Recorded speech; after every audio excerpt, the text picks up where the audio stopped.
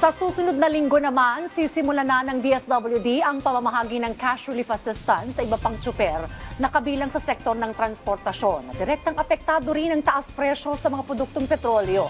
Ang detalye sa report ni Jeremy Piscano. Sa gitna ng patuloy na pagtaas ng presyo ng krudo, tiniyak ng Department of Social Welfare and Development na nakikinig ang pamahalaan sa kalagayan ng iba't ibang sektor ng public transport. Ayon kay DSWD Secretary Rex Gatchalian, direktiba ni Pangulong Ferdinand R. Marcos Jr. na maunawaan muna ang aktual na pinagdaraanan ng bawat klase ng driver upang masiguro na ang tulong ng gobyerno ay angkop sa kanilang pangangailangan. Kasi iba yung TODA sa JODA, iba yung tricycle sa jeep, iba yung jeep sa Grab, iba yung Grab sa service delivery, iba-iba. Bagamat lahat sila public utility vehicle drivers, may kanya-kanya silang mga detalye na pag pinakinggan mo, maiintindihan mo lalo yung dapat na angkop o kaakibat na aksyon. Aminado rin si Gatchalian na mabigat ang epekto ng mataas na presyo ng langis sa mga driver dahil may mga napipilitan ng humanap ng ibang pagkakakitaan habang pakaunti ng pakaunti ang bumabiyahing mga sasakyan. Ayon kay John Mart Damian, chairman ng San Jose Transport Service and Multipurpose Cooperative, umaabot na sa 13 hanggang 15 oras ang biyahe ng ilang tsuper pero halos wala na rin silang kita.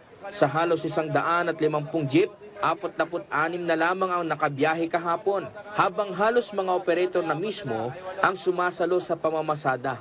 Pero sa kabila nito, inaasahan pa rin ng ilan na bubuti pa ang sitwasyon sa tulong ng pamahalaan kung kaya't tuloy pa rin sila sa pagbiyahe. Yung iba kasi nagtsatsaga pa, pero tingin ko yung iba, baka tumitsempo lang din, naghahanap lang din ng ibang mapagkakakitaan o trabaho. Malaking bagay yung ayuda, pero magtuloy-tuloy sana, parang pambawi lang sa mga nauna nilang mga nagastos na dahil nalugi na sila. Para sa mga commuter, hindi lang ito usapin ng pamasahe, kundi ng pagpasok sa oras at dagdag na gastos kapag napipilitang humanap ng mas mahal na alternatibong sakay. Kaya para kay Teacher Mary Joy, kailangan mag-adjust na ngayon pa lang para mapaghandaan ng kahit na anong posibilidad.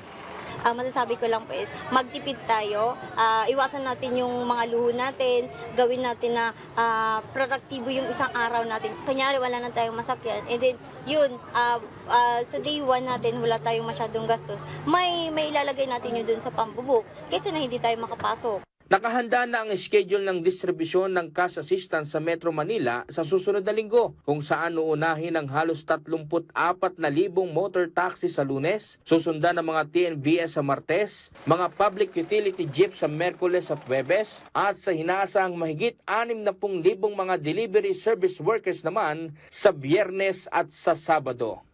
Jeremy Piscano, para sa Pambansang TV, sa Bagong Pilipinas.